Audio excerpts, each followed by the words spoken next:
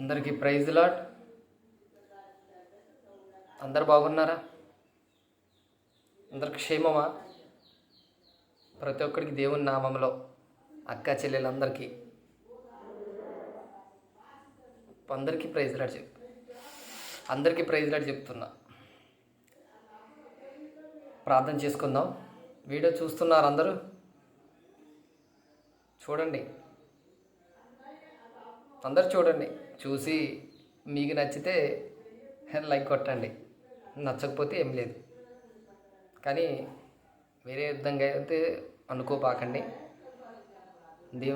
దేవుని నామను బట్టే, దేవుని ఆత్మను బట్టే నేను ఈ వాక్య భాగంలోకి దేవుడే నన్ను నడిపించుకుంటాడు. నా సొంత మాటలు కాదు, నా సొంత నిర్ణయం కాదు, దేవుని చిత్తము. దేవుని చిత్తం లేనిది ఏది మనకొద్దు. దేవుడే మనకు సహాయకుడు. దేవుణ్ణి అడుగుదాం ప్రతి విషయంలో కూడా. ఈరోజు మనం తొందరపడుతున్నామేమో. తొందరపడి ప్రతి విషయంలో కూడా ఏది కూడా దేవుడి చిత్తం లేనిది, దేవుడి నిర్ణయం లేనిది ఏది కూడా మనకొద్దు. పదే పదే దేవుని పాదాలు అడుగుదాం. దీన్ని ఎట్లా అడుగుదాం? కన్నీరు కార్చి అడుగుదాం.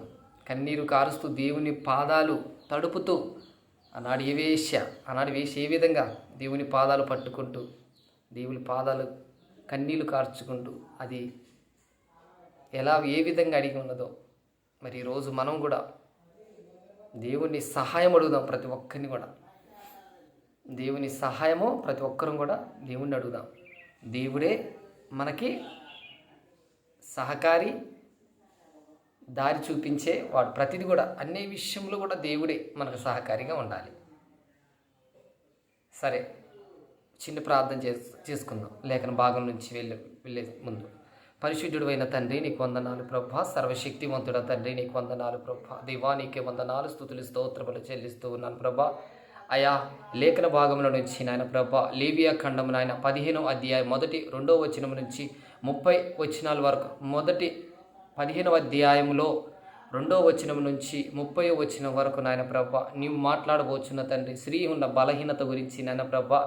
అయా అది ఎందు నిమిత్తం నాయన ప్రభా, అయా నీ సన్నిధిలో కానీ, బల్లా కార్యక్రమంలో కానీ, వాక్యోపదేశంలో కానీ ప్రభా ఎందుకు అయా పాటించకూడదో, దేని నిమిత్తం నాయన ప్రభా ఈ మాటలు తండ్రి నువ్వు సెలవిచ్చి ఉన్నావు ప్రభా. ఈ రోజు నేను వారికి తేటగా సూటిగా మీరుండి నాయన ప్రభా, నాతో మీరుండి నాయన ప్రభా వారికి బయలుపరచమని యేసునామములో నడుచున్నాం తండ్రి. ఆమేన్, ఆమేన్, ఆమేన్.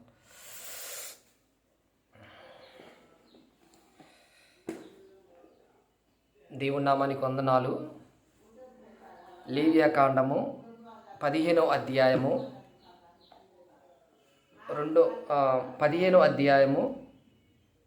2వ వచనం నుండి 30 వచనాల దాకా కూడా ఈ బలహీనత స్త్రీ గురించి, పురుషుల గురించి, అపవిత్రమైన పురుషుల గురించి, స్త్రీ గురించి ఉంటుంది.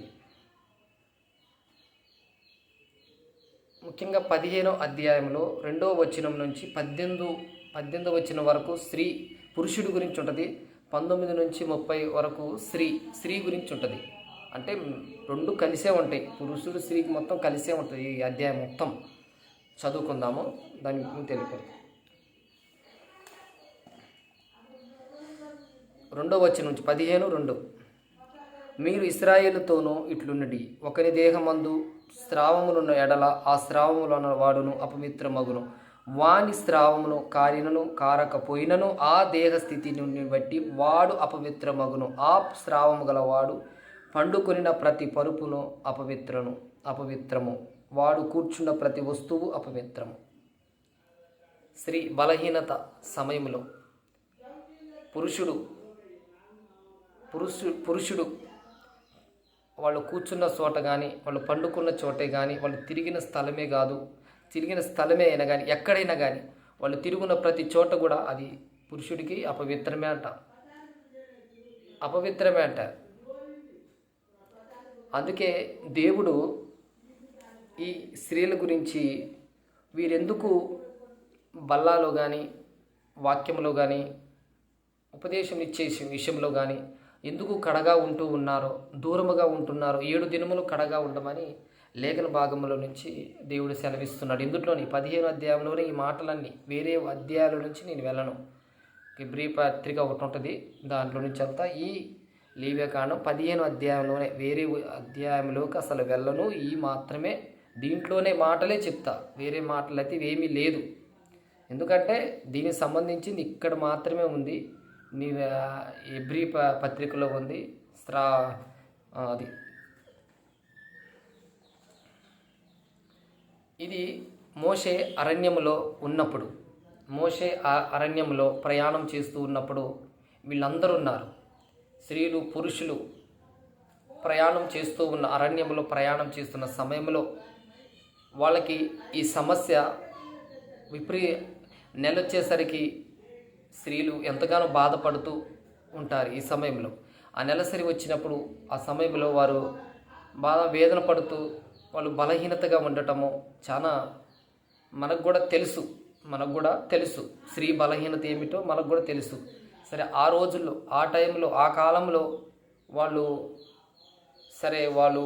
ఆ ప్రయాణంలో వాళ్ళు ఎక్కడికి వెళుతున్నా కానీ వాళ్ళు ఎక్కడ నిలిచి కాసేపు విశ్రాంతి తీసుకుని అక్కడ వాళ్ళు బలిపీఠం ఏర్పాటు చేసి అక్కడ వాళ్ళ ఆరాధనలు జరిపించుకుంటూ అలా వాళ్ళు కొనసాగించుకుంటూ వెళ్తారు. ఆ సమయంలో వాళ్ళు అక్కడికి ఈ నెలసరి వస్తున్న స్త్రీలు అక్కడికి వాళ్ళు రాకూడదని యెహోవాని అక్కడ తెలియపరిచి ఉన్నారు. రాకూడదు, అపవిత్ర స్థలం అయితే అది పాడైపోయింది స్థలం అని వారిని కడగా 7 రోజులు దూరముగా ఉండమని చెప్పిండు.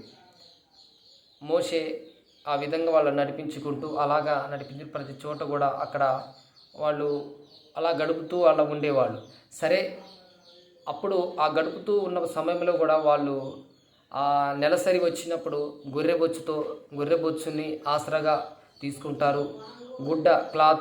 మందపు క్లాత్ను కూడా వాళ్ళు వాడేవారంట.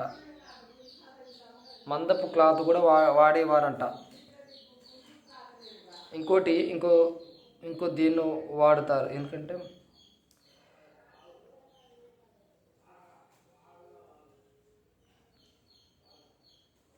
అలా వాళ్ళు అట్లా అరణ్యంలో కొనసాగిస్తున్న రోజులన్నీ కూడా అలాగనే వాళ్ళు కొనసాగించుకుంటూ ఉంటారు. దేవుడు వాళ్ళు ప్రత్యక్ష గుడారంలోకి వాళ్ళకి ఆ సమయంలో వాళ్ళకి అనుమతి లేదు అక్కడ. ఎందుకు అనుమతి లేదు అంటే వాళ్ళు కూర్చున్న స్థలము అది ఆ కాలంలో వాళ్ళకి సరే ఈ కాలంలో మొత్తం మారిపోయింది. టెక్నాలజీ వచ్చింది, మొత్తం ప్రతి విషయంలో కూడా వచ్చింది. ఇప్పుడు ప్యాడ్స్ రూపంలో ప్రతి ఒక్కరు కూడా వినియోగించుకుంటున్నారు. ఆ రోజుల్లో లేదు. వాళ్ళు ఆ క్లాత్ పెట్టుకున్నా కానీ, వాళ్ళు ఆ గొర్రెబొచ్చును వాడుకున్నా కానీ వారికి స్థావరం అవుతూనే ఉంటుంది. అక్కడ వాళ్ళు కూర్చున్న చోట ఆ మలినం అనేది అంటుతూనే ఉంది. అందుకే మీరు దూరముగా ఉండండి అని ప్రతి చోట కూడా వాళ్ళు ఆరాధనలు చేస్తున్న సమయంలో ప్రతి చోట కూడా అలా చెప్పుకుంటూ వాళ్ళని కడగా ఉంచి అలా ముందుకు నడిపిస్తూ అలాగా వెళ్ళిపోతూ ఉన్నాడు. ఆ టైంలో ఈ స్త్రీలకి అందుకే ఇందుట్లో ఇంకోటి ఉంది. ఏదంటే వీరు ఇంకోటి కూడా ఉంది. ఇక్కడ అడవిలో వీళ్ళకి ఎందుకు ఇలా తెలియపరిచి ఉన్నాడంటే అడవి ప్రాంతంలో వీళ్ళు వెళుతూ ఉన్నారు కాబట్టి క్రూర మృగాలు ఉంటాయి కాబట్టి మనిషిని చీల్చే మృగాలు ఉంటాయి కాబట్టి వాళ్ళు ఆ వాసనకి ఆ స్త్రీ బలహీనత సమయంలో ఆ వాసనకి ఆ క్రూర మృగాలు ఏమైనా వాళ్ళకి మరి దాడి చేస్తాయేమని అలా వాళ్ళని ఆ 7 దినములు కూడా వాళ్ళకి సపరేట్గా కడగా ఉండమని యేసుప్రభు వారే తెలియపరుస్తూ ఉన్నాడు. వాళ్ళు దూరంగా ఉండి, ఎందుకంటే ఆ సమయంలో ఆ క్రూర మృగాలకి వాళ్ళు బలి అయిపోతారు. ఎందుకంటే ఆ వాసన వాళ్ళకి పడదు. ఆ వాసన వచ్చినప్పుడు వాళ్ళకి తినాలి, వాళ్ళ మీద దాడి చేయాలన్న ఆలోచన వారికి వస్తుంది. అందుకే అదొకటి అక్కడ ఉన్నది. అన్నీ అక్కడ ఆ అరణ్యములోనే జరుగుతుంది. ఇది అరణ్యములోనే ఇవన్నీ జరిగేది. సింహాల గురించి అయినా కానీ, ఈ గొర్రెబొచ్చుని, ఈ గుడ్డని, ఈ క్లాత్ని వాటి విషయంలో కానీ, మందిరముల విషయంలో కానీ, వాళ్ళు వెళుతున్న సమయంలో అడవి ప్రాంతంలో కానీ వాళ్ళు ఎక్కడ బలిపీఠం కట్టుకుని అక్కడ వాళ్ళకి అది అపవిత్రం అవుతుందని వీళ్ళని దూరముగా 7 దినములు అలా ఉండమని అలా చెప్తూ ఉండేవాడు దేవుడు. అలాగే వెళ్ళిపోతూ అలాగే వాళ్ళు ఇంకా ఆ కాలాన్ని ముగిస్తూ ఉంటున్నాగా ఇప్పుడు ఇదే ఈ లోకంలో కొంతమంది అలా పాటిస్తున్న వారు చాలామంది ఉన్నారు. నేనే విన్నా ఆ మాటలు నేనే విన్నా. ఎంతోమంది మందిరానికి ఎందుకు వెళ్ళట్లేదని ఒకళ్ళ ద్వారా ఒకళ్ళు చెప్పుకుంటూ ఉంటుంటే, నేను వెళ్ళకూడదు ఈరోజు అని వాళ్ళు అలా చెప్పుకోవటంలో నాకు అది వినపడ్డది. అలా నెలసరి మరి వచ్చి ఉంది, నేను మరి మందిరానికి వెళ్ళలేదు, బల్లా కదా మరి వెళ్ళకూడదు, అది వాళ్ళు రకరకాల వాళ్ళు చెప్పుకున్నారట. అది నాకు తెలియపరిచారు కూడా, అది కూడా నేను విన్నా. అది తెలియపరచడం కూడా జరిగింది. అలా మందిర విషయంలో వీళ్ళు ఎడబాటు అవుతున్నారు, ఇలా కాకూడదు, వీళ్ళకి తెలియపరచాలి, వీళ్ళు పాత నిబంధన అని ఇంకా వాళ్ళు అది అక్కడ జరుగుతున్న సమయంలో దాన్నే వీళ్ళు పాటిస్తున్నారు, అది నిజమని ఇది నమ్ముతున్నారు. అది నిజమే, వాస్తవమే. ఆ టైంలో అక్కడ జరిగింది. అరణ్యంలో వాళ్ళకి మరి వాళ్ళ ప్రాణాలు కాపాడుట కొరకు అలా వాళ్ళు చేశారు. ఆ సమయంలో దేవుడే ఆ సమయంలో వాళ్ళ రక్షణ కొరకు వాళ్ళకి ఆ వాళ్ళ సింహాల నోళ్ళ నుంచి రక్షించుకునేట కొరకు వాళ్ళకి అదొకటి వాళ్ళు పరీక్ష పెట్టున్నాడు. అదే వాళ్ళు ఆ సమయంలో వాళ్ళు అలాగనే బీడింగ్ అవుతున్న సమయంలో అడవి ప్రాంతంలో తిరుగుతూ ఉంటే క్రూర మృగాలు ఊకుంటాయా? మీద పడేస్తాయి, తినేస్తాయి, అవి ఊకోవు. అందుకే అవన్నీ దేవుడు ఆలోచన చేసి వీళ్ళని కడగా కొన్ని 7 దినములు పక్కకు ఉండమన్నాడు. అంటే ఒక గదిలో ఒక వేరుగా ఒకళ్ళు ఎక్కడ కూర్చున్నా అది అపవిత్రమే. ఆ 7 దినములు కూడా మళ్ళీ వాళ్ళు అక్కడి నుంచి బయలుదేరినప్పుడు వాళ్ళు పరిశుభ్రంగా ఉండాలి. మళ్ళీ అక్కడ వాళ్ళన్నీ బట్టలు వాళ్ళన్నీ ఉతుక్కొని మళ్ళీ 8వ రోజు మళ్ళీ వాళ్ళు బయటికి రావాలి. అలా నియమించింది. అందుకే దాన్ని బట్టే ఈ లోకంలో సరే అది ఉంది కాబట్టి వీళ్ళు పాటిస్తున్నారు, అది ఉంది కదా లేదు కదా అని నేను అనట్లేదు. ఉంది, ఆ టైంలో జరిగింది వేరు. ఆ అరణ్య ప్రాంతంలో మరి ఏ దిక్కు లేదు, మరి అదే మనకు దిక్కు. అప్పుడు ఫ్యాట్స్ ఇవన్నీ లేవు కదా. అప్పుడు ఇప్పుడు టెక్నాలజీ మొత్తం మారిపోయింది. అసలు మనం దేవుడు పరిశుద్ధ గ్రంథంలో ఉన్న మాటలు మనం ప్రతి విషయంలో కూడా పాటించట్లేదు కదా. ఎన్ని పాటించట్లేదు, చాలా పాటించట్లేదు.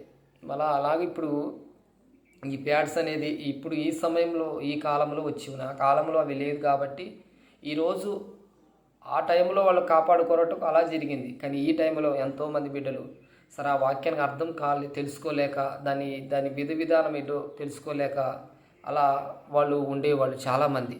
కానీ అది తప్పది. మందిరానికి ఖచ్చితంగా వెళ్ళాలి, బల్లాలో పాల్గొనాలి, ప్రార్థన చేసుకోవాలి. అయినా మీరు ఇప్పుడు ఫంక్షన్లకి వీటికి బయటికి వెళ్తున్నారు. ఇప్పుడు బయటికి ఎట్లా వెళ్తున్నారు? టెక్నాలజీ వచ్చింది, ఫ్యాట్స్ రూపంలో ఇప్పుడు బయటికి వెళ్తున్నారు. మీరు ఇప్పుడు మందిరానికి కూడా వెళ్తున్నారు.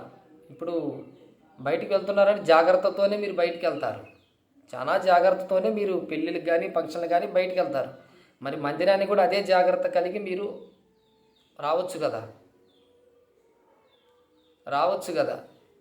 కానీ దేవుడు ఈ లేవికాండము ఆ టైంలో శరీరానికి సంబంధించిన బట్టే, దేహానికి సంబంధించింది కాదు. ఇది శరీరానికి సంబంధించింది. ఇది శరీరానికి శరీరాశలకు సంబంధించిందే. ఇది దేహానికి హృదయానికి ఇది సంబంధించింది కాదు. దేవుడు అదే చెప్తుండు. మన దేహం మలినం కాదు, మన శరీరం ఇది బలహీనత, పైకి అవపడేది కాబట్టి ఇది మలినంగా మనకు అవపడుతుంది. లోనది మనం మలినం కాదు. లోన మనం పరిశుద్ధంగానే ఉండాలి. మనం ఎప్పుడు ఉండాలి. ఒకళ్ళని మనం ఎప్పుడు కూడా విమర్శలు చేయటానికి కానీ మన యథార్థత కలిగిన జీవితం జీవించాలి. లోన ఒకటి బయట ఒకటి ఉండటం కాదు. లోన బయట మనం ఒకే రీతిలో ఉండాలి. ఆ ఒకే రీతి ఏదంటే నీతిగా యథార్థంగా ఒకరికి ప్రతి విషయంలో కూడా ఆ మాటలు ఈ మాట చెప్పకుండా నిజాయితీ కలిగిన జీవితమే జీవించాలి. యథార్థత కలిగిన జీవితమే జీవించమంటాడు దేవుడు.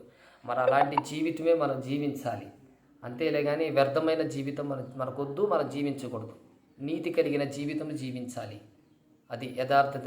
ఈ లోకంలో ఈ శరీరం అనేది మట్టిలోనే కలిసిపోద్ది.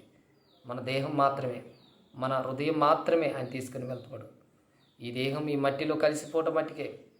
ఈ దేహాన్ని బలహీనత, మన అక్కడ రక్తస్థావరం ఉండదు, ఏమీ ఉండదు. ఈ లోకం విడిచిపెట్టిన తర్వాత ఈ లోకం మట్టికే ఈ బలహీనతలు. మనకు అక్కడికి వెళ్ళిన తర్వాత ఏమీ ఉండదు. అందరం ఒక రోజు చేరవలసిన వాళ్ళమే. అందరూ కనుమూసి వాళ్ళమే. అందరూ కూడా ఈ లోకాన్ని విడిచిపెట్టి దేవుని లోకానికి వెళ్ళే వారమే. మరి ఇందుట్లో ఎంతమంది వెళుతున్నామా, ఎంతమంది ఆగిపోతామనేది అది మీ హృదయాన్ని బట్టి ఉంటుంది. దేవుణ్ణి అడగండి, నేనున్నానా ప్రభా గుంపులో అని ఒక్కసారి అడగండి. ఇక్కడ పురుషుడు కూడా పవిత్రమే అని చెప్తుండు. ఇక్కడ 2వ వచనం నుంచి 18 వచ్చిన పురుషుడికి స్త్రీలు కొని ప్రత్యేకంగా మళ్ళీ 19 నుంచి 30 దాకా కూడా స్త్రీల నిమిత్తము ఆ బలహీనత గురించి ఉంది. మరి ఈ 15వ అధ్యాయంలో చెప్పబడిన ఈ మాటలు ఇది ఎందుకు లెక్కించబడి ఉన్నదంటే టోరా అంటే ఆది కాండము, నిర్గమకాండము, లేవి కాండము, సంఖ్యాకాండము, ద్వితీయోపదేశ కాండము, ఈ 5 కాండములు కూడా మోషే గారి దేవుడు చేసిన మాటలు కాబట్టి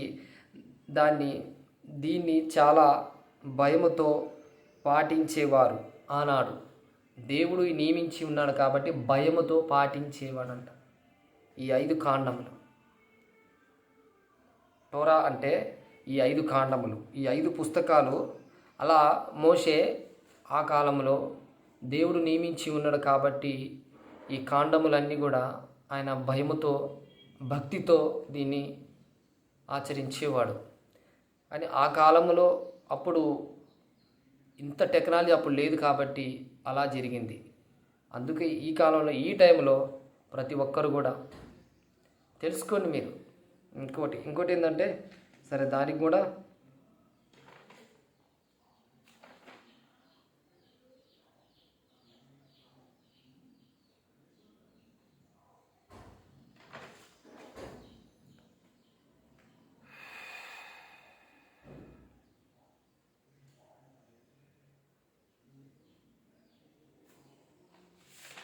ఆనాడు రక్తసారం కలిగిన స్త్రీ దేవుణ్ణి ముట్టుకుందా, దేవుడే పోయి ముట్టుకున్నాడా? ఆ జన సమూహంలో ఆ స్త్రీ వెళ్ళి ఎక్కడెక్కడికో వెళ్ళింది, ఎన్నో వైద్యుల దగ్గరికి వెళ్ళింది, ఎక్కడా బాగాలేదు, అన్నిటి దగ్గరికి వెళ్ళింది. ఫలానా అనేది మించలే, ప్రతి చోటుకి వెళ్ళిందని చెప్తుంది అక్కడ ఉంది. మరి ఆ జన సమూహంలో దేవుణ్ణి వెనక భాగంలోకి వచ్చి ఆ అంగీని ముట్టి స్వస్థపరిచింది. ఆ ముట్టిన తర్వాత ఆయన దేహంలో నుంచి ఏదో అంటే ఆయన దేహంలో ఆయన శరీరం అంతా, మన శరీరాన్ని ముట్టుకున్న శరీరమే కాదు, ఆయన అంగీలో కూడా స్వస్థత ఉంది. ఎవరో నన్ను ముట్టి స్వస్థత పొందుకున్నారు అని అక్కడ ఆయనకి అర్థమైంది. కుమారి నేనే, ఆ తల్లి నేనే అని ఎవరు నన్ను ఎవరో ముట్టుకున్నారంటే పక్కన శిష్యులు ఏమన్నా తెలుసా, ఈ జనసమూహంలో నిన్నందరూ ముట్టుకునే పోతా ఉన్నారు, ఈ జనసమూహంలో ఎవరని నిన్ను ముట్టుకున్నారని కాదు, ఎవరో ఇబ్బందులో ఉండి వాళ్ళు విశ్వాసము కలిగి వాళ్ళు నన్ను ముట్టుకొని ఉన్నారు. నాలో నుంచి అంటే వాళ్ళకి విడుదల కలిగింది, వాళ్ళు విడుదల పొందుకున్నారు. నా దేహంలో నుంచి స్వస్థత అనేది వారికి వెళ్ళిపోయింది వాళ్ళు ముట్టుకోవటం వల్ల అని దేవుడు గారు అక్కడ తెలియపరుస్తున్నారు కొన్ని మాటలు అక్కడ.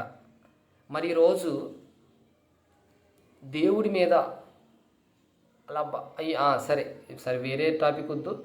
సరే, ఇప్పుడు ఆ రోజు ఆ స్త్రీ బాగుపడ్డది, దేవుణ్ణి ముట్టుకున్నది కదా, దేవుణ్ణి ముట్టుకున్నది అక్కడ. మరి దేవుడు ఇక్కడ పాత నిబంధనలో అపవిత్రం గురించి మాట్లాడాడు దేవుడే. మరి ఈరోజు స్త్రీ వచ్చి దేవుణ్ణే ముట్టుకుంది. చెప్పండి, రేపు అపవిత్రమా ఇది? మరి దేవుడు తిట్టలేదు, ఏమి చేయలేదు, కుమారి అని ప్రేమగా పిలిచింది. ఇక్కడ నీ విశ్వాసం గొప్పది, నువ్వు స్వస్థపరిచి ఉన్నామని దేవుడే తెలియపరుస్తాడు. మరి ఎట్లా? ఇది కూడా మీకు తెలుసు, ఈ వాక్యం తెలుసు, ఈ వచనం మీకు తెలుసు. మరి ఎందుకు మీరు ఆలోచన చేయలేకపోతే? దేవుణ్ణి ఆ రోజు ఆ స్త్రీ ముట్టుకున్నది కదా, మరి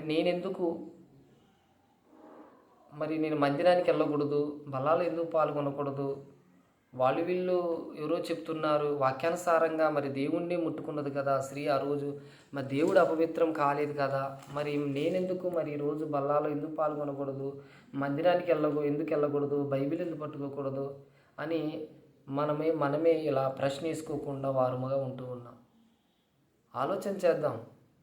సేవకుడే చెప్పాలి అన్నది కాదు. మీరు ఇప్పుడు ఎంతో చదువుకోని వాళ్ళైతే ఎవరు లేరు. సరే, చదువుకొని రాని వాళ్ళంటే ఇలా సేవకులు చెప్పినప్పుడు వాళ్ళు మార్చుకుంటారు వాళ్ళ హృదయాన్ని. కానీ చదువు వచ్చిన వాళ్ళు కూడా ఈ మాటలు తెలిసి కూడా ఎంతోమంది పిల్లలు అలా దూరముగా ఉంటున్నారు. అలా తప్పది. అలా చేయబాకండి, ఎప్పుడు చేయబాకండి. అపవిత్రం అనేది అక్కడ లేదు. అది పాత నిబంధనలో వాళ్ళకి అలా ఆ సమయంలో వాళ్ళకి అలా జరుగుతుంది. ఎందుకంటే వాళ్ళు అక్కడ ఉన్నారంటే అరణ్యంలో ఉన్నారు. వాళ్ళకి ఏ ఆశ్రయం లేదు. వాళ్ళకి ఈరోజు మనం ఎలా ఉన్నాం, అన్నీ వచ్చి ఉన్నాయి, ప్రతి వస్తువు కూడా వచ్చి ఉంది. అందుకే మనము అప్పుడు గురించి ఆలోచన కాదు. దేవుడు మన కొత్త నిబంధన అని ఇచ్చింది కదా, పాత నిబంధనలు అటు ఇచ్చిండు. దేవుడే మళ్ళీ కొత్త నిబంధనలో ఇలా రాసింది కదా. మనం రాసుకున్నది కాదు కదా, ఇది దేవుడే ఇక్కడ రాసింది కదా. దేవుడే మళ్ళీ చెప్తుండు కదా. అది ఆ కాలంలో వాళ్ళకి అలా జరిగింది. ఇప్పుడు నా కొత్త నిబంధన వచ్చింది కదా. ఈరోజు ఇంకా అపవిత్రమైంది, అన్నిట్లో నేనే బలి అయిపోయి ఉన్నాను కదా మీకోసము. ఇంకా అపవిత్రం ఎక్కడుంది? బలులు ఉన్నాయి. ఇప్పుడు ఈ మొత్తం కొత్త నిబంధన, మొత్తం పాత నిబంధన అంతా బలులే ఉన్నాయి. బలి అన్ని బలులే ఉన్నాయి.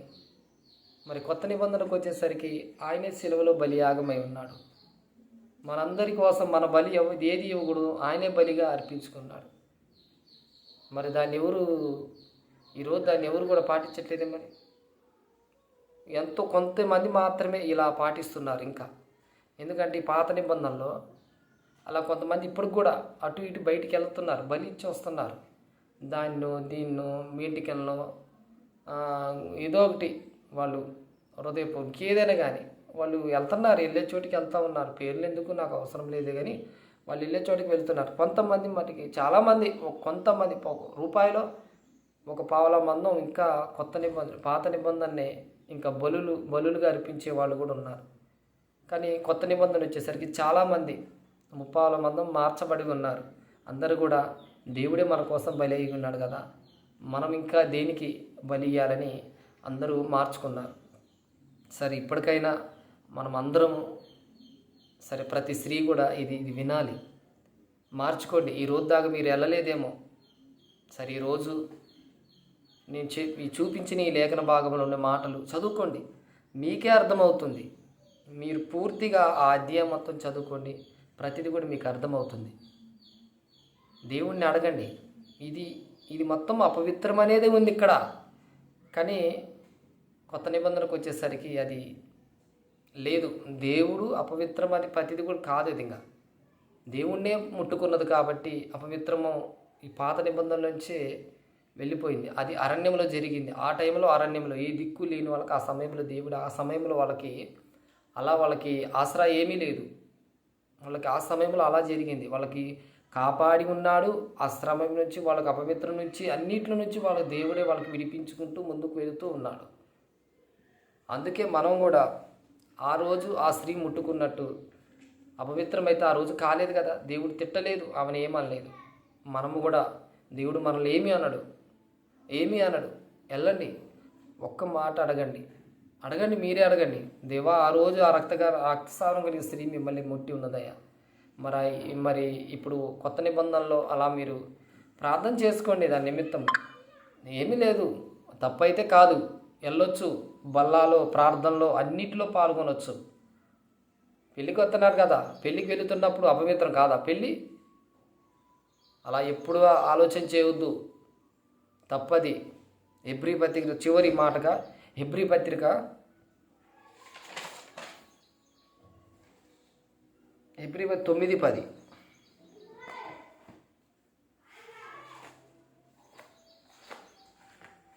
హెబ్రీ పత్రిక 9:10.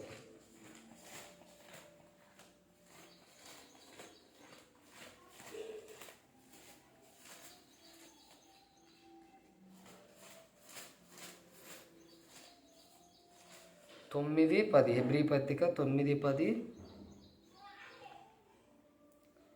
ఇవి దిద్దుబాటు జరుగు కాలము వచ్చు వరకు విధింపబడిన అన్నపానములతోనూ నానా విధములైన ప్రక్షాళములతోనూ సంబంధించిన శరీరాచారములను మాత్రమే ఉన్నవి. దిద్దుబాటు కాలం ఇది ఇక్కడ ఏమంటాడు దేవుడు? శరీరాచారములను మాత్రమే అయి ఉన్నవి అంటే శరీరాచారాలు మాత్రమే. పాత నిబంధన శరీరాచారాలు. ఇక్కడ దిద్దుబాటు గురించి, ఈ లోకంలో దిద్దుబాటు గురించి అర్థమైందా ఈ మాట? ఇవి దిద్దుబాటు జరుగు కాలము వచ్చు వరకు, దిద్దుబాటు జరుగు కాలం వచ్చు వరకు విధింపబడి అన్నపానములతో నానా విధములైన ప్రక్షాళములతోనూ సంబంధించిన శరీరాచారములు మాత్రమే ఉన్నవి. ఇవి శరీరాచారం లేదు, ఇది శరీరమే. ఇది శరీర లోపల మాత్రమే.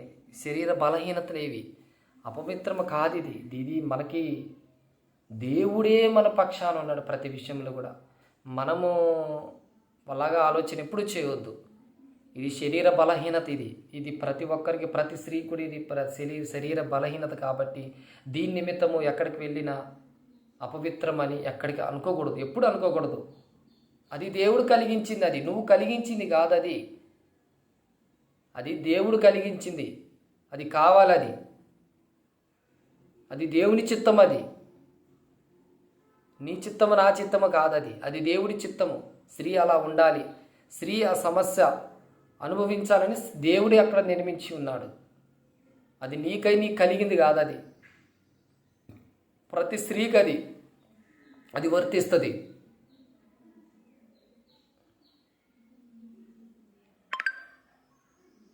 సరే, మరి అర్థమైందని ఈ మాట నేను అనుకుంటున్నాను. మరి ఇప్పుడుదా చెప్పిన మాటలు మీ హృదయానికి మరి ప్రతి మాట కూడా అర్థమైందని నేను అనుకుంటున్నాను. దయచేసి ఎవ్వరు కూడా, నేను చేతులెత్తి అడుగుతూ ఉన్నాను మిమ్మల్ని, ఎవరు కూడా ఈ మాటలు వాళ్ళు ప్రత్యేకంగా ఈ బలహీనత సమయంలో ఎవరు కూడా అలా అపవిత్రమైతే ఉంది, దేవుని ఆయన సన్నిధికి వెళ్తే అపవిత్రమని ఏ రోజు కూడా అనుకోవద్దు, ఎప్పుడు కూడా అనుకోవద్దు. అది సరే. ఈ మాటలు, ఈ దేవుని ఈ చిన్ని మాటలు దేవుడు దీవించునుగాక. ఆమేన్, ఆమేన్, ఆమేన్. ప్రార్థన చేసుకుందాం. పరిశుద్ధుడైన తండ్రి, నీకు వందనాలు దేవా. సర్వశక్తివంతుడ తండ్రి, నీకు వందనాలు ప్రభా. పరిశుద్ధాత్మదేవ, ఈ సమయంలో తండ్రి చెప్పబడిన ప్రతి మాటలు కూడా ప్రభా అయా నీ పాదాల చెంతకు చేర్చుకుండయా. విడుదల దయచిన పరిశుద్ధాత్మదేవ తండ్రి, ఈ సమయంలో నాయన నీవు మాలో ఉండి నాయన ప్రభా ఈ మాటలు తండ్రి బోధించినందుకు వందనాలు ప్రభా. ఏ బిడ్డలు ప్రభా విని ఉన్నారు ప్రభా, ప్రతి బిడ్డని కూడా ప్రభా తన వాళ్ళ హృదయాలు తండ్రి సరిచేయండి ప్రభా.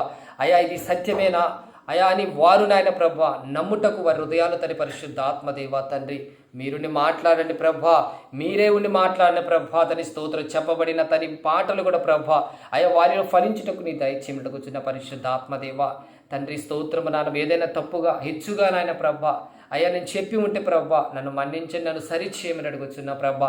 ప్రతి ఒక్కరు కూడా మందిరానికి వెళ్ళకుండా ఎవరో ఉండుటకు వీల్లేదు ప్రభా. ప్రతి బిడ్డ కూడా మందిరానికి వెళ్ళుటకు నీ కృప దయచి, నీ సహాయం దయచిన వారికి నాయన ప్రభా ఇది తప్పు. ఆనాడు రక్తస్రావం కలిగిన స్త్రీ ముట్టుకున్నది కదా, మనము కూడా అపవిత్రమైతే కాదు, మనం కూడా వెళ్దామన్న ఆలోచన వారికి అందరికీ నాయన ప్రభా అయ్యా వారందరికీ వచ్చేటకు నీ కృప భాగ్యము దయచేసి ఈ చిన్ని మాటలు ప్రభా అయా అతని ప్రతి ఒక్క హృదయాలను ఫలించుటకు నీ కృప భాగ్యము దయచేయమని యేసు నామములో అడుగుచున్నాము తండ్రి. ఆమేన్, ఆమేన్, ఆమేన్, ఆమేన్.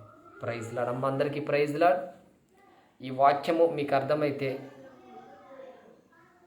ఒక లైక్ కొట్టండి.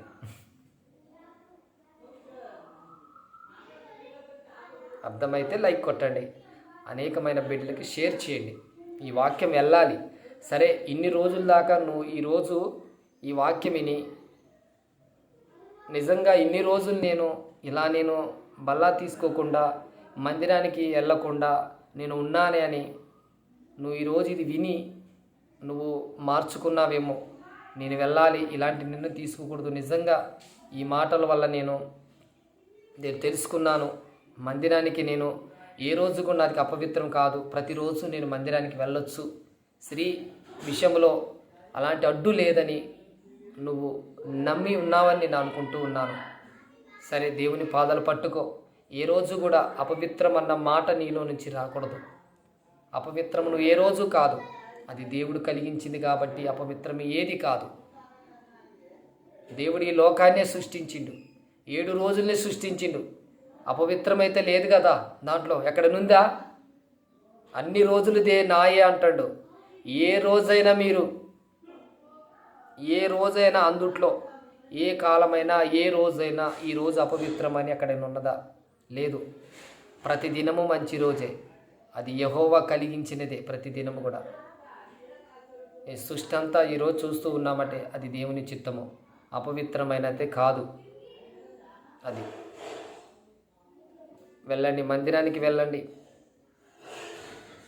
ఈ వీడియో మీకు, ఈ మాటలు మీకు మీ హృదయానికి తాకి నా హృదయాన్ని ఈరోజు ఈ మాటల వల్ల నా హృదయం తెరుచుకున్నదని, ఎవరైనా దేవుడే నాతో ఈరోజు మాట్లాడిందని